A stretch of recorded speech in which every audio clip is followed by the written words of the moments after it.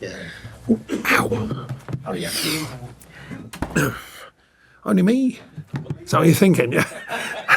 I heard the Harry Enfield quote and I thought, only me? Yeah. Good afternoon, everyone. Welcome to our pre-match press conference to preview our game against West Ham. We'll start off with Vinny from Sky Sports. Sean, first of all, Seamus Coleman back in the Republic of Ireland squad. Is that useful in terms of him getting some game time, or is it a hindrance in terms of him still building up his fitness? It'd be useful, but unfortunately he's got an injury, so we're not sure how serious that is at this stage. Looks minor at the moment, but we'll have to wait and see. So unfortunately, he just keeps getting there, and he's been working very hard in training. So yeah, that's an unfortunate one, but we've had a tough run at that, as you know. What is it he's done? Is it a recurrence? He's got minor hamstring, so we've just got to check that it's nothing too serious, or we'll know over the weekend. Or so, well, probably know today, actually. Positive on the injury front is Broja has obviously been training with the main group, in parts at least anyway. Where exactly is he at, and what's the plan for him now as you build up his introduction to first team action? In parts is the right thing. He's just basically been a floater, that's it. Just to get a feel of the ball, and nothing other than that at this stage. Just out of trouble, and just really get to know the players, because obviously he came in injured, which everyone knew, and he's been working, really working really well, actually. Put a lot into his recovery with the sports science team. So just getting around the players on the pitch, that is. Obviously, he's in the dressing areas and stuff like that. But yeah, he's not had any contact of any kind. It's just literally as a floater in certain parts of the training, just warm-ups and stuff like that, and then working with the sports science team. So it's just the crossover now. Hopefully from next week onwards, we'll start moving that forwards. I take it he will need behind closed doors friendlies as well. When are you thinking that? I take it he won't be able to do that during the international break. But no, of course. I mean, the timing's great that he's getting there, but obviously with the international break, it's difficult because everyone disperses again. So, but yeah, he's going to need a games programme, definitely. Do you know when that will be? Or? No, I mean, we're getting him to the point of training, so he's not there yet. From next week, we're hoping that he'll be looking more likely. As it happens, unfortunately, everyone disperses, as I said, sorry. On the other hand, when he comes back in, he will be in full training with the team, so the following week when everyone comes back together. And therefore, just take it on from there. First things first, make sure he's fit and well, as in no more injuries. Obviously, Dominic Calvert-Lewin has shouldered the majority of the workload up front this season. How helpful will it be to have that extra option for him to maybe lessen that workload when eventually Broja is available? Yeah, I think with Beto's chomping, we've seen that.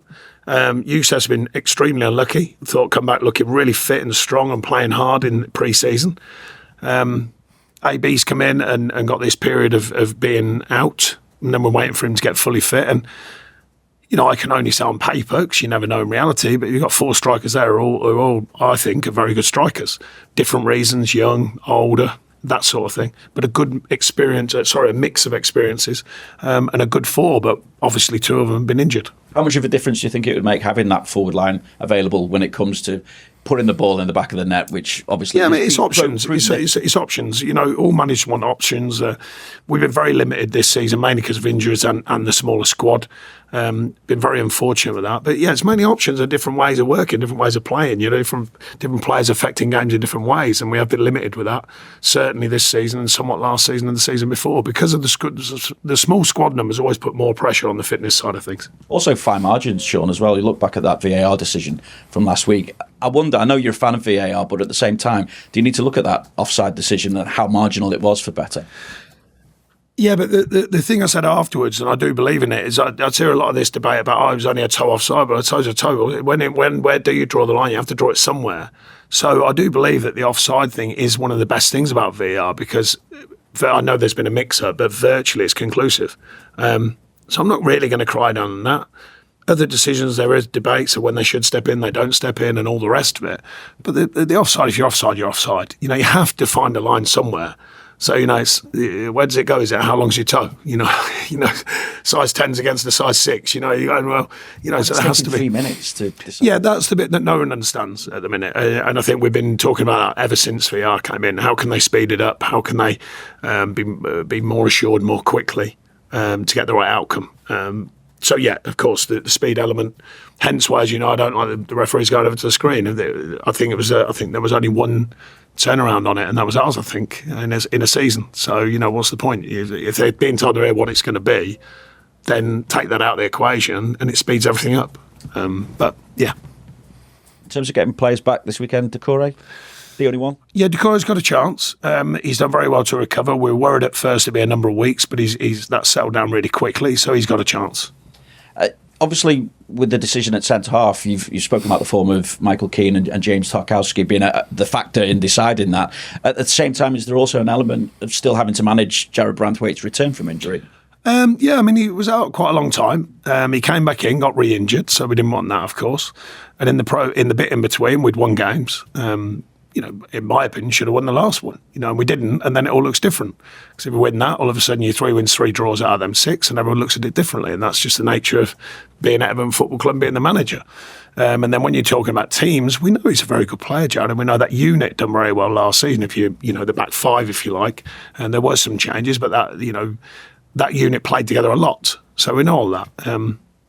Of course, we want to address every part of the pitch, The key one is still scoring goals. We created enough chances last week to score goals and gave away very, very little, really, in the way of good chance for the opposition. Is there also an element of sending out that message again, play well, you keep the shirt? Yeah, there's a bit of that. I mean, it's not literally, but yeah, I mean, I've always felt that, when I was playing, I certainly, held that in high regard. If I was playing well and doing the job, then I expected to get a chance to keep playing. But yeah, it's not always about that. Jarrad's a very good player. He knows that. Keano's done really well this season and is a very good player, as is Tarkin. Jake's doing great as well. So, it's a tight 4 there. And like I was saying about the centre forwards, if all 4 were fit, they all push each other and they all, pushing each other for the shirt. And you want that internal competition as well as the external, which is playing the opposition, of course. Obviously, West Ham this weekend, how different to the side that you beat 1-0 down there last season? They obviously got 3 points at Goodison Park as well, later in the season. Yeah, I mean, a new manager, trying to instill, I'm sure, his thoughts on what he wants the team to do. They've spent a lot of money over the last sort of 2-3 seasons. So they've got some very good players. And, it's like all managers, you're trying to find a formula and a way that it can work better. And I'm sure they're trying to do that. But they've got some very good players. A manager who I think is a good manager. I don't know him that well, but I've come across him a few times and speaks very well. He certainly did to me. Trying to form a side that can win like we all are.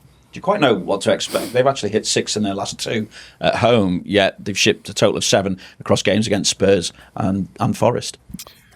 Yeah, and they're probably looking at us going, I think in the last, whatever it is, 5 or 6, I think it's only us and Forest have only conceded 3 goals or whatever it is. They're probably looking, well, how does that work then? And then saying they haven't scored as many. These are the conundrums of the game, and how teams operate and, taking a chance at one end, stopping them at the other. It's always the defining factor. Like I said, it's. I think we've been on a better forefront going to take these games on. I think we came away from that against Fulham, but I thought some of that was back on show against Southampton. Other areas of the game we could have done better in that game, but we certainly looked to force going forwards and creating chances. And to give away so little in defence and yet lose a game, then that's really frustrating. But we've got to correct that this weekend. That's what we look to do. Thanks, Sean. Thank you. Thanks, Vinny. We'll go to Fraser. Just in terms of strikers at the moment, you mentioned the options that you might possibly have at the moment. What's the thought process with Beto having come on quite a lot recently and done pretty well in terms of whether you decide who starts and who doesn't? Yeah, I mean, the team we're playing with, for us, what players are around him to help with the striking side of things. Team you're playing against, of course. Dom's record is pretty strong as regards his fitness now, and I think that was the biggest question mark. Some of his performances, he's still looking for real consistency, but we think he's a very good player. And Beto's learning all the time, and he increases that by coming on the pitch. We know that. And I think he's been effective coming on the pitch. So the margins get tighter, quite obviously, because we want to win games, we want to score goals. Strikers are a big part of that. And what do you make of Beto as a character, given the fact that it's not all that many opportunities, certainly not in starting roles anyway? He's come off the bench a lot and had an effect. What's he like in terms of wanting to fight for his place? If you like? I think because of the analysis we've done on his game and the coaching and the coaching styles that we've used, with showing him the analysis as well as working on the training ground, and I think he's actually quite receptive. I think he's in a place where he's like, yeah, I am learning. He is developing in the sense of the Premier League. It's a different animal, to what he's used to. So I think he's been very accepting of that, and trying to reproduce it on the training pitch, and there in turn, when he gets a chance on the pitch, going and showing us what he can do. Thanks, Fraser. We'll go to Julian. Sure. When you talk about that consistency, then you said there Dom needs a bit more consistency. But if Beto is coming on and showing that in the smaller window, does that mean then maybe he's the one that should be started. I just wondered how you work that out with that consistency, or how you get Dom that consistency. Yeah, we try and look at, putting trust in people to deliver performances. Some of the stuff that fans don't always see. Obviously, with strikers, they are eventually, virtually always, looked at by their stats and their goal scoring, of course. And we'd be no different in that sense. But the management team look behind that and go, right, what's the effect on the game the strikers having? Strikers are the hardest position on the pitch, I think. I was a centre-half. I think it's the hardest position. So I suppose I'm slightly more tolerant of a striker, when they're maybe having a quieter spell, because I think it's a very, very tough role anyway. So I think there's a bit of that. Beto's going along well, and I think he himself knows that he hasn't played as well as he can do in the past, but that's because he's learning. That's why we work with him. The coaches work with him, show him, and try all the different ways for him to continue his learning. He's been really, really accepting of that, and he's been working towards that to getting better and better. So the margins are getting tighter, though. I mean, he's coming on, he's affecting games. Dom has had chances, hasn't scored. Consistency a bit up and down. So it's getting tighter.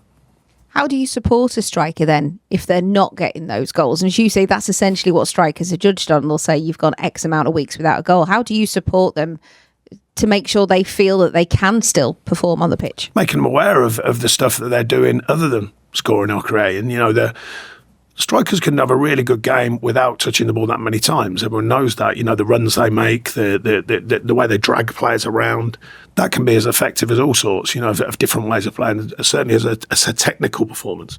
So reassuring the strikers that, look, that side of your game is good. Now you've got to keep getting into the key areas. The stats and facts don't lie over many, many years in football. You have to get in certain areas of the box to score goals, and we keep reminding them of that.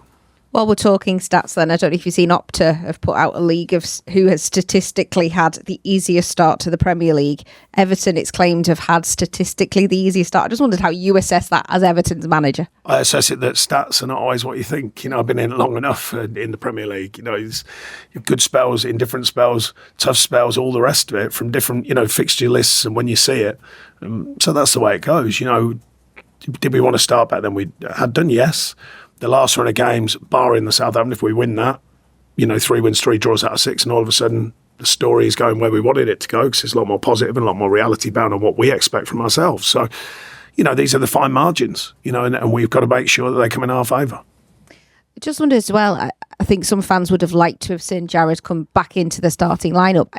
Can you explain how, is it a collective where you work out how a player comes back from injury, for example? Some seem to come back quicker than others. I know Nathan Patterson's still waiting, and some maybe get a knock and then are back in the side. I just wondered, how is that? Is that a collective? Do you speak to the medical team, or is it about the personality of that player in particular? No, it's generally the shared information from the medical team, sports science team, the coaching staff, and of course the player. And some players have had, you can't explain every single detail about every single injury, but some injuries are a lot more delicate than others. They have to be really careful, and if that approach goes too far, in a split second, you can affect someone for 3 weeks, 4 weeks. And unfortunately, we've had a few of them where they've been coming back from semi-serious injuries, not career-threatening, but semi-serious, like Jarrad's one was. Starts a very simple situation, a minor operation, then it leads to a secondary phase of that injury, then it leads to a third phase of that injury, then he gets fit and then gets re-injured. So that's the Jarrad story. There's no lack of thirst to get these players fit, I can assure you, because that's what helps us. Does his age come into play? You've got to get them fit enough to actually play. If you put them out there when they're too early, I thought it was a bit early for Jarrad, but the consensus was, no, I think he's right to go and play. And then 2 days later, he got injured again. So I'm not saying I'm right, but I just thought it was a bit too quick. So we had to be careful, get him back again, because if not, you go through that period where it's play a few, get injured, play a few, get injured. And we're trying to push that away because we've had so many injuries. Yeah. Is it because as well he's quite young, isn't he, still? We see him as a senior player maybe, but actually his age comes into play there. He's had 1 season in the Premier League, which is, don't get me wrong, a very, very good season in the Premier League, but still only 1 season in the Premier League. He's got a lot of learning to go, a lot of development to go, in my opinion. And fitness is a big part of that, to physically be out there, developing, of course. Thanks, Julia. We'll go to Will.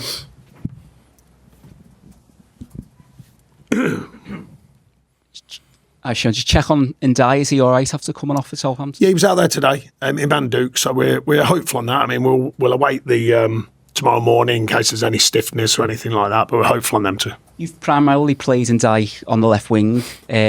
Is there a chance that maybe he could play in that number 10 role, or would you see him in there? There is, if we think he's got a chance to deliver. I think we've had patches of seeing him in there, and I think the key thing about learning that role, as you've seen with Dwight's been effective on the attacking side, and the defending side is more difficult. That role in the Premier League has changed.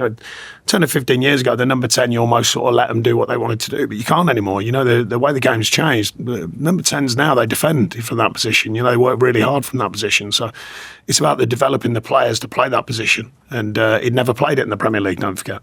And I think he has looked sharp coming from the wide. So I think there's a balance to what you see and what your gut tells you as well, and what your staff tell you in the opinion of the staff. A big positive that a lot of people took from Southampton was the performance of Orel Mangala. Have you rated his development since he arrived at the club? Yeah, I think he's another one getting that true level of Premier League fitness, and certainly what I expect out of Premier League fitness. And I think he's getting there. He's good around the group. He's got a good character about him. He's got a little bit more experience than some of the other players, and he's going along well, I think. Just in terms of Dominic Calvert-Lewin, do you think that you've managed to give him the right service in terms of goal scoring chances? And thinking back to that season where he scored all those goals. Yeah, it's one of them. There's always a debate on that. But if you look last season, he had the highest XG in the league for missed chances. So if you're missing them, you're there to get them. So that's the key. Are you there to get them? So if you're there to get them and you're getting lots of them, then that's really what you want out of your team and out of the strikers, because sometimes they make their own chance, of course. So I think there's a sign of it. And I think different styles, we try and mix it up, as everyone knows. We do play longer at times, no problem with that. We play short when we need to. But with his skill set, I think I mentioned it before. Before I was even there, I remember speaking personally, and I saw an interview recently with Ancelotti saying, got a keeper who can kick it down the pitch, and I've got a big centre forward who wants it playing up to him. So he said, I got him to kick it to him. It's Carlo Ancelotti. So his interview, his words, not mine, before people start trying to make out that I'm trying to put myself in his world. I'm not. But that was his interview, and he said that to me personally. So I think you've got to remember the skill set of the players, and I've always tried to look at the group I've got and go, right, what can make that group effective and what can make it win? And then the second part of that is if we can do it in a style that everyone likes, which is very, very difficult in the Premier League for any manager to mix that all together. And while we're doing it, cutting numbers and developing players and selling them and getting up the league, trust me, it's a task in itself.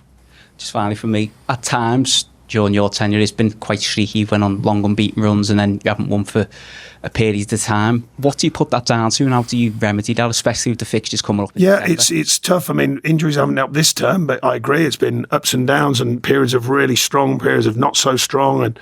And usually if you look under the stats, there's been injuries to what you'd consider very important players at very important times, along with basically the cutting edge at both ends. I've spoken about endlessly. Every manager does. We've created so many chances in games and not taken them.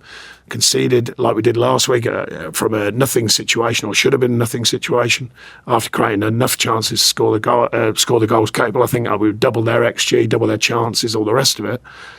They're the defining factors of what decide a run, and the consistency of doing that. Scoring regularly, not conceding regularly is a good mixture, obviously, and we haven't found that true consistency. Thanks, Will. Any further questions in the open section before we move on? No? Okay, thanks. Cheers, Sean. Cheers. That was the